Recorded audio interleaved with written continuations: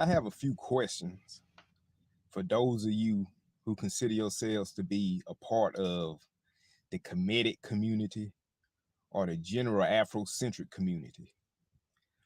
I've always been curious to know how some of you who belong to those different types of communities, how do you make sense or how do you explain some of the more controversial cultural practices that you can find in some African cultures? I'm referring to things like female circumcision or female genital mutilation, as some people call it. And then you have things such as a practice called Traukosi that can be found in some West African cultures. And then you have a practice called widow cleansing that can also be found in some African cultures. So I'm really curious to know how some of you who belong to that Kemetic community and the Afrocentric community, how do you all view and make sense of those things? Now, I'm sure most of y'all are probably familiar with female circumcision, so I won't go into all the details about that.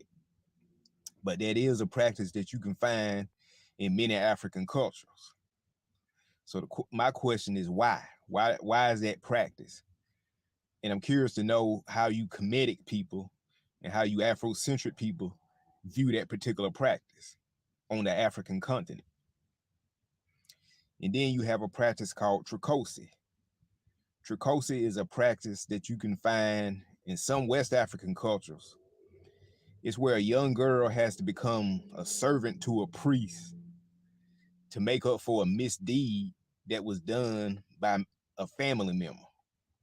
And it can be a misdeed that was done by a family member years ago. And so to make up for it, that young girl has to become a servant to a priest to make up for this misdeed that was done by some other family member. And she has to become like a servant for life. And, I'm just curious, how do you all view that type of practice? Then you have another practice that can be found in some African cultures called widow cleansing. This is where when a woman becomes a widow, she has to engage in sexual relations with a male family member of her husband. This is supposedly done as a way to cleanse this woman. Now, to many people, these practices may be viewed as being very abusive towards women in those cultures that practice them. So for all you people who belong to the Kemetic community or Afrocentric community, I'm really curious to hear you all speak on these things, because I rarely hear any Kemetic or Afrocentric people talking about these types of practices that can be found in some African cultures. So again, if you belong to the Kemetic community or just the general Afrocentric community, I'm really curious to know what you think of practices such as female circumcision, Traukosi, and widow cleansing.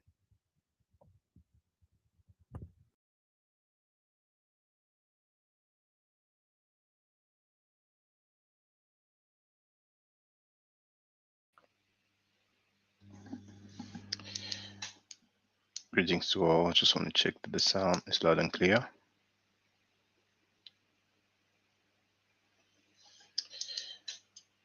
Greetings to all. Yes, it is. Okay. So, the title of this video is very similar to the original video. I'm not sure that the account where it was published belonged to the guy that actually spoke. I will make a brief video, a brief response. We should not make a rule out of an exception.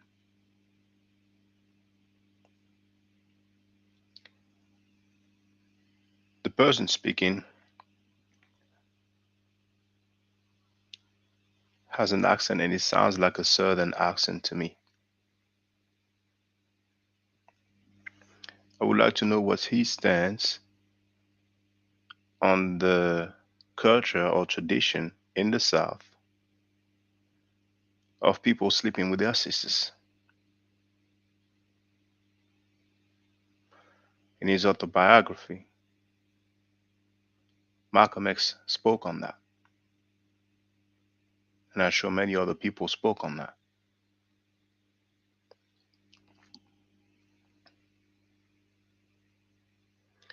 Around the world, in the Catholic Church, there is this culture or tradition of priests having sex with young boys, sodomizing them. Sometimes they will have sex with young girls as well, underage, minor.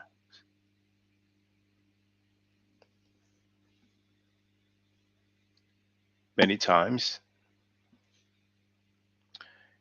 when this happens too much, it has been reported that those priests will be relocated to another area to avoid further controversy. And a lot of money, millions and millions of dollars, is usually paid off to the victims and their families. I'm wondering what the person that spoke thinks about that.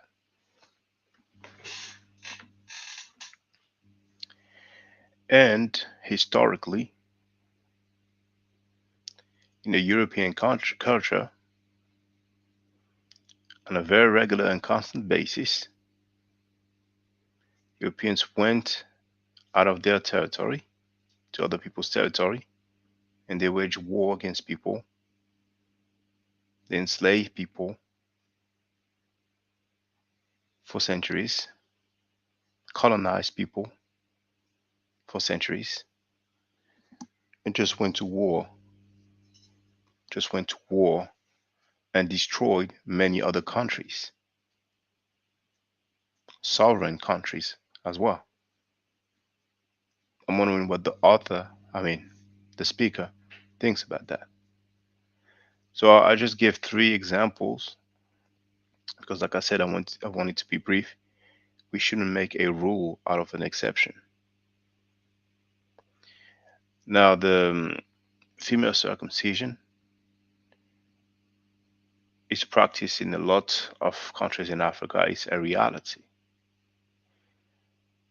Many governments are trying to fight against that practice, but it just happens that in some rural areas it is widespread because it's an ancient belief, and a lot of people have a hard time detaching themselves from these family and community customs. But in larger cities, people practice that less and less. Now, as for the other stuff that might happen, we shouldn't make a rule out of an exception. It's not like you go everywhere in every country in Africa and then people practice that. You have some tribes, you have some ethnic groups who have some customs and tradition which will definitely appear strange to us, but it is what it is. But it's not widespread, it is not practiced on an international level, contrary to what's going on in the Catholic churches worldwide. And there's many documentaries about that. Or actually, I can add, with the European culture, over many years, there was, for example, in America alone, a tradition of black men being killed. They used to lynch black men. They used to take pictures. We will see men, women, and children. Some of them will be smiling near the corpse of the black person that was killed.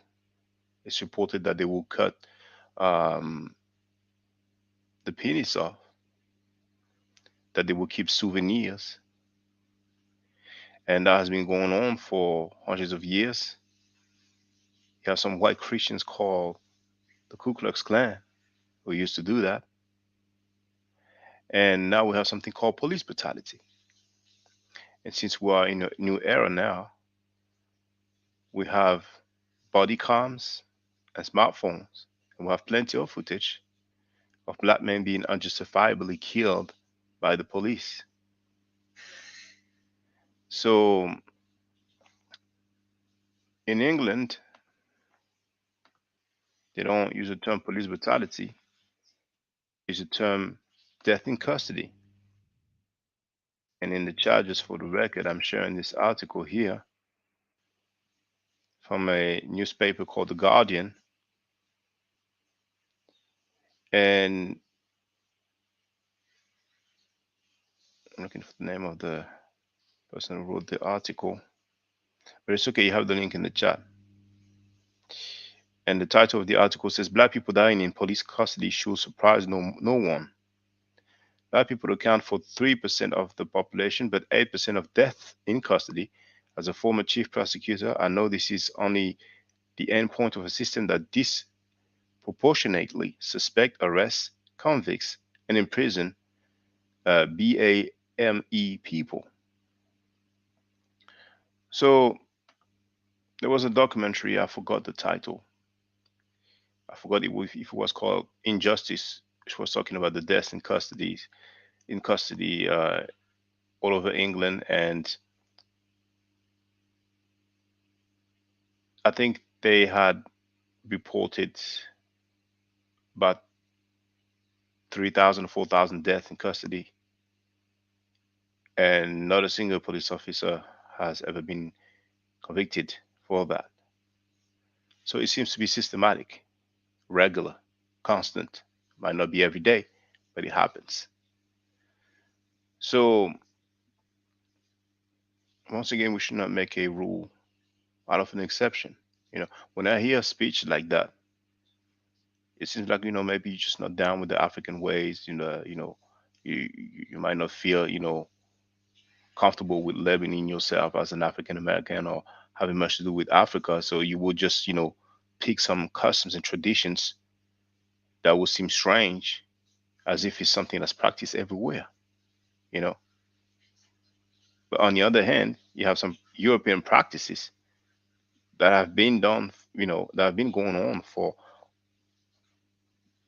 decades, well, centuries actually, and I don't think it bothers you. You know, I mean, some of those practices you mentioned, if people do that on their own will, or rather they do those practices, then I travel driving or not, and I get stopped by the police, and eventually I get shot, and killed. Those who are supposed to serve and protect. So I will leave it there.